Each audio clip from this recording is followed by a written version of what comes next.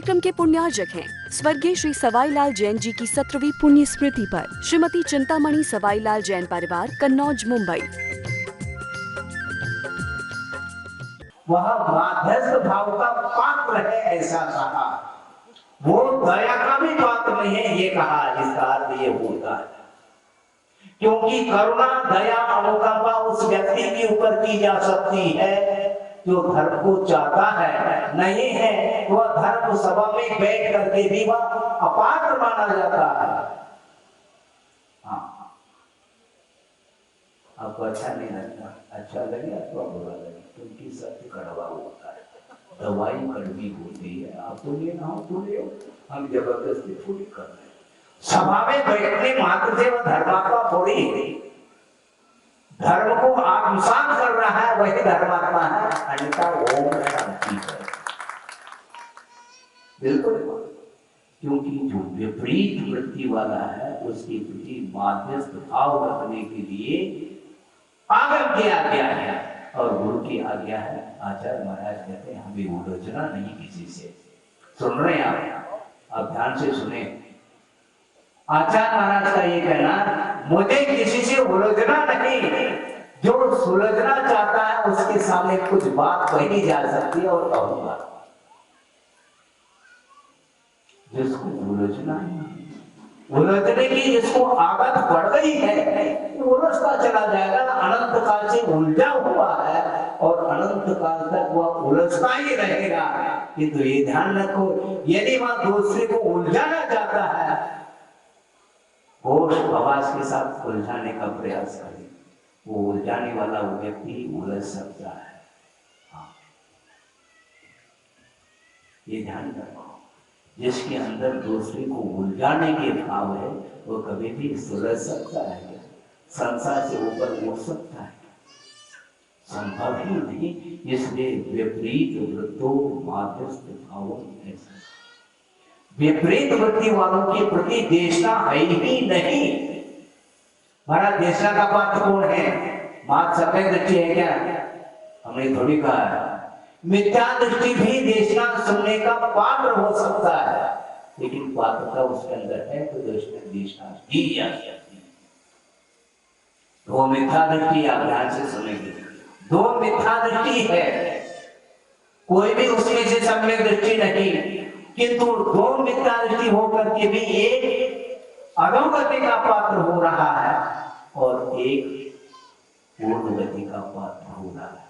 सुन रहे हैं महाराज जी? कैसी बात है? दोनों मिथ्या दृष्टि, ध्यान से सुनेंगे आप। दोनों मिथ्या दृष्टि होती हुई भी एक मिथ्या दृष्टि वह है जो सम्यक दर्शन के सम्मुख पहुंच गया है, एक मिथ्या दृष्टि वह है जो मुनि के ऊपर उपसर्ग करने के लिए आतुर है। दोनों मिथ्या दृष्टि है। जमीन आसमान, जमीन आसमान का अंतर है इसमें। एक मुनि के ऊपर उपसर्ग कर रहा है और एक मुनि बनने का भाव रख रहा है। दोनों वर्तमान में विद्या दृष्टि, ध्यान रखो। अंतर है क्या नहीं? एक अधोगति का पात्र होगा और एक मोक्ष पथ पर आगे बढ़ रहा। ये कर्म सिद्धांत है कि मिथ्यात्व गुणस्थान में रह करके भी डायरेक्ट सत्ता गुणस्थान को प्राप्त हो सकता है। अपने पास आगम है, ध्यान रखो, घबराओ नहीं। महाराज आप जो बोल रहे हैं कि ऐसा न हो कि आप ही उलझ जाओ, हमें उलझने वाले नहीं, ध्यान रखो। बहुत सावधानी के साथ बोल रहे हैं, प्रमाद के साथ नहीं बोला जा रहा, अप्रमत्त होकर के व्याख्या की जा रही है।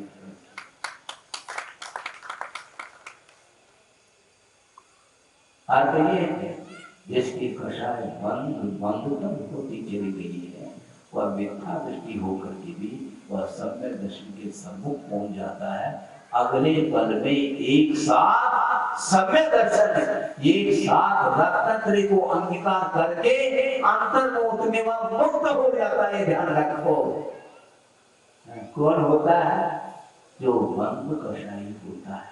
और तीव्र कषायी जो होता है उसके लिए और कोई भी स्थान नहीं मिलेगा, सीधा अधोगति का पात्र होता है।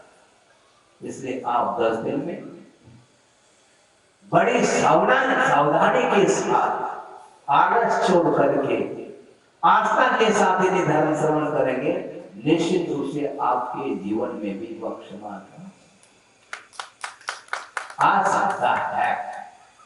अर्थ क्या हुआ कि 2-3 विशेषण दिए हैं, तीव्र कषा की चिन्ह माने गए हैं।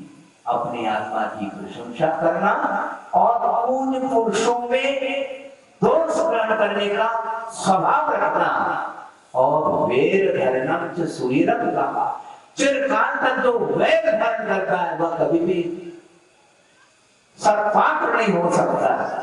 उसके प्रति आचार्यों ने कहा शांति बनाए रखो, क्योंकि उसकी कर्म की लीला अपरंपार है।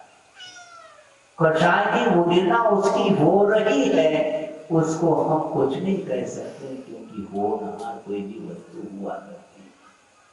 वृषभनाथ भगवान सामने विराजमान है और मारीची वहीं पर है।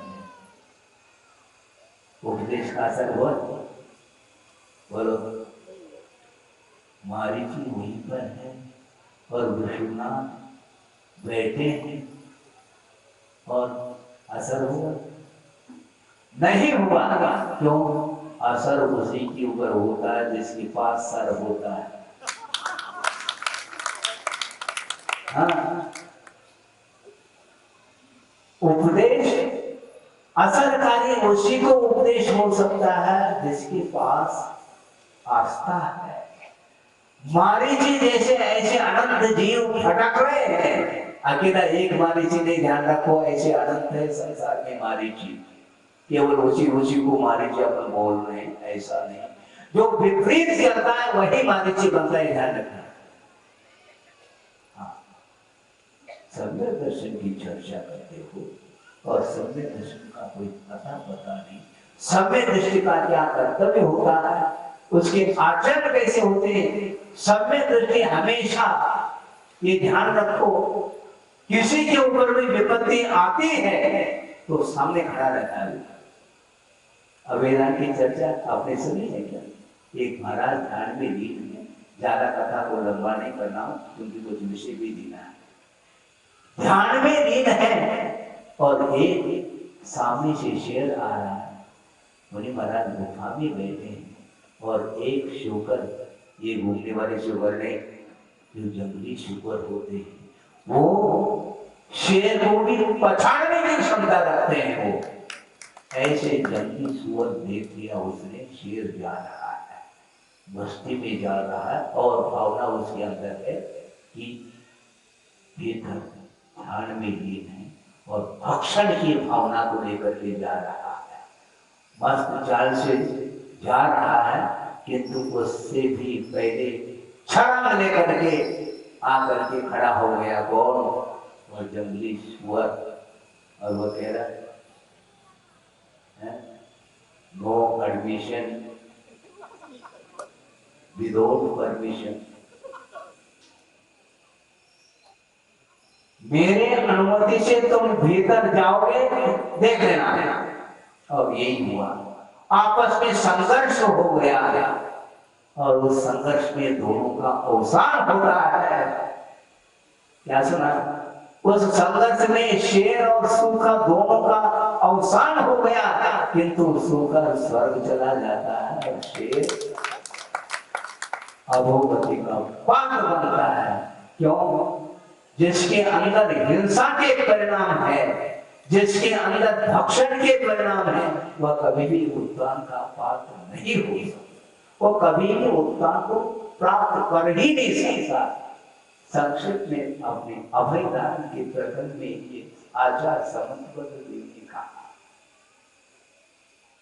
पशु होकर के भी रक्षा की बात कर रहे हैं, धर्म की रक्षा की है उस शुकर का।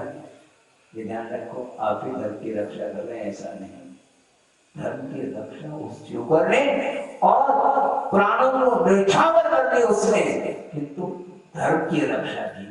आप क्या करना चाहो? बोलो, क्या करना चाहो आप?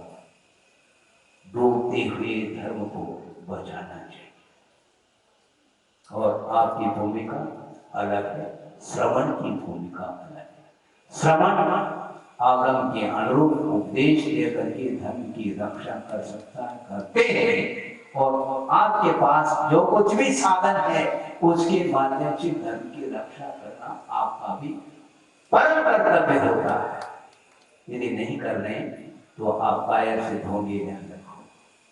हाँ, आप शूरवीर नहीं, अपने आप की रक्षा करने के लिए तो आगे आते हैं, किंतु धर्म की रक्षा करने की जो पीछे हटता है वह कायर बना जाता है। आपको कायर नहीं होना, किंतु जो व्यक्ति खुले आम धर्म की अप्रभाव करने में लगा हुआ है तो आपका कर्तव्य बनता है, क्योंकि आप भी धर्मात्मा है क्या नहीं? और आप भी धर्मात्मा, क्योंकि अभी अभी समाधन की पूजा की। धर्मात्मा आप, तो जो अपने आत्मा की प्रशंसा करने में लगा है और पूज्य पुरुषों में दोष लगाने में लगा हुआ है और उनके साथ वैर ध्यान करता है, वह व्यक्ति तीव्र कषाय का पात्र है। ऐसा वह तीव्र कषाई माना जाता है, मंद कषाई नहीं। महाराज फिर मंद कषाई भी तो कुछ चिन्ह हुआ करते कि नहीं, उसके लिए भी कार्य करनी है। संवर्त कभी प्रिय वचन, सबकी प्रति प्रिय वचन दुर्जने कम करना। जो दुर्जन है और दुष्ट वचन का प्रयोग कर रहे हैं उनके प्रति भी क्षमा भाव रखने के लिए आगम किया गया है। हम विरोध की स्वीकार नहीं करते, किंतु आगम में जो आज्ञा दी है, आगम में जो विषय आया है धर्म का स्वरूप, उसके अनुरूप ही हम व्याख्यान करेंगे। सबके प्रति प्रिय वचन, और दुष्ट व्यक्ति यदि मान लो वह दुर्वचन का भी प्रयोग करता है तो उसके प्रति भी क्षमा भाव धारण करने के लिए आगम की आज्ञा है। और सबसे गुण गाना, जितने भी लोग हैं धर्मात्मा है उनमें गुण ही गुण दिखाई देना चाहिए। गुण ग्रहण का भाव है। इस प्रकार मेरी भावना का भी आप वाचन करो, स्तुति करो, पाठ करो, और अवगुणों को ये ग्रहण करते हुए चले गए तो मेरी भावना भी आपके पल्ले नहीं पड़ रही है। ये ध्यान रखो, आपकी भावना क्या है, मेरी भावना और तेरी भावना। हाँ, मेरी भावना तो यही है कि सर्वे से गुण रहना, जितने भी जीव हैं उनके अंदर यदि गुण है, लेकिन ये ध्यान रखो गुण का अर्थ कौन सा गुण होता है? पारमार्थिक क्षेत्र में उसी को गुण कहा है जिस गुणों के माध्यम से कर्म का क्षय होता है, वह गुणेषु प्रबोधन कहा है। जो धर्मात्मा है वही गुणी कहलाता है। उनकी प्रति जितने भी गुण है वो राय बराबर भी क्यों न गुण हो, उसको ग्रहण करने का भाव रखना चाहिए। और पहाड़ के समान सुमेरे को समान गुण होते हुए भी उसके ऊपर क्या किया जाता है? सुमेरे के समान गुण होते हुए भी उनकी उपेक्षा की जा रही है। इसी को बोलते हैं पंचम काल। ये पंचम काल में ऐसा ही होगा, ये क्लियर है। ज्यादा नहीं कहना चाहता हूँ। मंदभाषा इसको बोलते हैं। समस्त जीवों में प्रिय वचन का बोलना और दुष्ट दुर्जन व्यक्तियों के दुर्वचनों को सुनकर भी क्षमा भाव धारण करना, और समस्त जीवों में जो भी मोक्ष मार्ग संबंधी गुण है उन गुणों को ग्रहण करने का जो भाव रखता है वही मंदभाषाई माना जाता है। इस प्रकार अपने आप को जो मंदभाषाई बना है वह निश्चित रूप से उसका मंदभाषा भी अभाव को प्राप्त होता है, तो सब में दर्शन प्राप्त हो जाता है। मात्र कषाय को मंद करने का नाम नहीं, कषाय को मंद करके ही उसका अभाव किया जाता है, उसका उपशम क्षेप शोषम आदि किए जाते हैं, उसको बोलते हैं सम्यक दर्शन। वस्तुतः क्रोध आता क्यों महाराज, ये भी तो बोलो, थोड़ी बोलो। क्रोध आता क्यों? क्यों आता है मुझे बताओ। निश्चित रूप से कुछ न कुछ भीतर अपेक्षा रहती है भीतर। हाँ, निरपेक्ष कभी क्रोध नहीं होता। आप ध्यान से सुनेंगे, निरपेक्ष कभी भी क्रोध नहीं उत्पन्न हो सकता। अपेक्षा के कारण और अपेक्षा की पूर्ति यदि नहीं होती है तो क्रोध आ जाता है। माता पिता को भी अपेक्षा होती है बेटे से। क्या अपेक्षा? बेटा स्कूल जा रहा है, 90 नंबर लेकर के आना चाहिए, ये अपेक्षा है।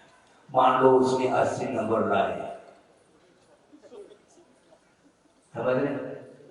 ये उसमें नहीं आएगा, इसमें मोबाइल में ये नहीं आएगा, सीडी में ये, कैसेट में ये नहीं आता। इसका अर्थ क्या है? 90 की अपेक्षा है और 80 लेकर के आया है तो उसके प्रति क्रोध का भाव जागृत होता है, होता क्या नहीं? जबकि 80 नंबर में अपने आप में बहुत बड़ा श्रम किया उस बच्चे ने, जितना 80 नंबर लिया है उसकी प्रशंसा नहीं करते अपन, 90 नंबर की इच्छा रखते हैं और उसके प्रति टूट पड़ते हैं। इसी का नाम तो क्रोध है, सापेक्ष भाव। भीतर अपेक्षा रहती है, इसलिए हम क्रोध, अपेक्षा की पूर्ति नहीं होती है तो क्रोध करते ही चले जाते। एक व्यक्ति है, सड़क से जा रहा है, साथ में बेटा भी है, दोनों जा रहे हैं और उस व्यक्ति ने चेहरे को पोंछने के लिए जेब में से रुमाल निकाल दिया और चेहरे को पोंछ दिया। उस समय उस जेब में से एक नोट गिर गया था और बेटे ने भी देख नहीं पाया और स्वयं भी देख नहीं पाया। जा रहे हैं और पीछे से एक सज्जन आता है और उसको नोट लेकर के उसको दे देता है। देखो अभी आप आ रहे थे और जेब में से ये नोट गिरा है। इस कार्यक्रम के पुण्यार्जक हैं स्वर्गीय श्री सवाईलाल जैन जी की 17वीं पुण्य स्मृति पर श्रीमती चिंतामणि सवाईलाल जैन परिवार, कन्नौज, मुंबई।